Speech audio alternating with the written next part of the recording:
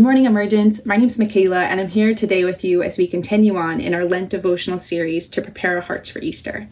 This week, we've been talking about what Christ's death on the cross and resurrection free us from, and today we get to talk about how Christ's death on the cross frees us from death itself.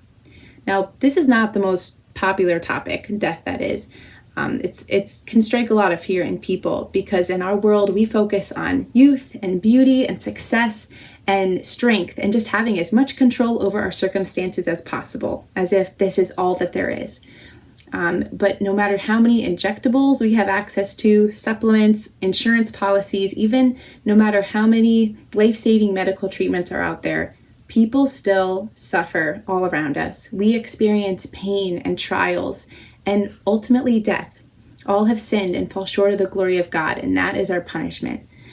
I work with older adults and I hear every day about how our joints are breaking down and our bladders are getting weaker and how the physical aging process is not the most pleasant one.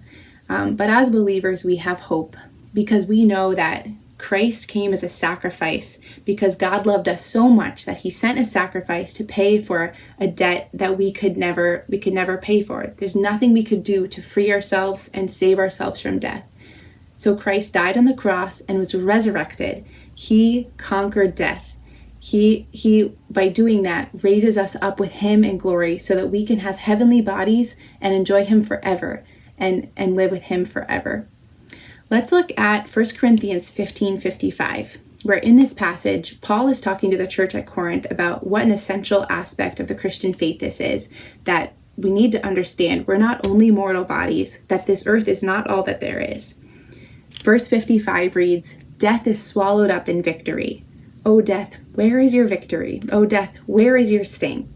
We have hope in knowing that we will be raised in heavenly bodies, and that we can enjoy Christ forever, and that any persecution or suffering we experience on this earth is not the end. It's not all that there is. Now, I want to encourage you, as I'm also challenging myself, to contemplate, are we investing our resources and time and energy mainly in our physical bodies and in this world so that we can be comfortable and safe in a little bubble and then go to heaven when we die?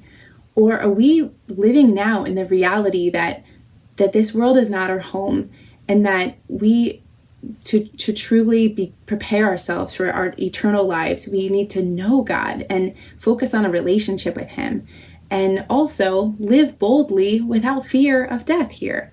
Are we sharing this amazing news of the gospel with people who are terrified of death, people who don't have hope in another life, who look at their last moments and on the suffering on this earth and have so many questions and are so fearful? Let's look at Romans 8, verse 6, which reads, "For to set the mind on flesh is death, but to set the mind on the Spirit is life and peace." We can truly live in peace on this earth despite any persecution or suffering that might exist.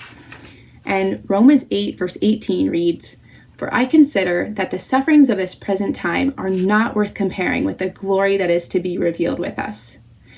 Emergence, I hope you can live boldly in victory over death, just knowing that this is a reality for us and that we can enjoy Christ forever in heaven with him when we do pass from our physical bodies. Have a good day. Bye.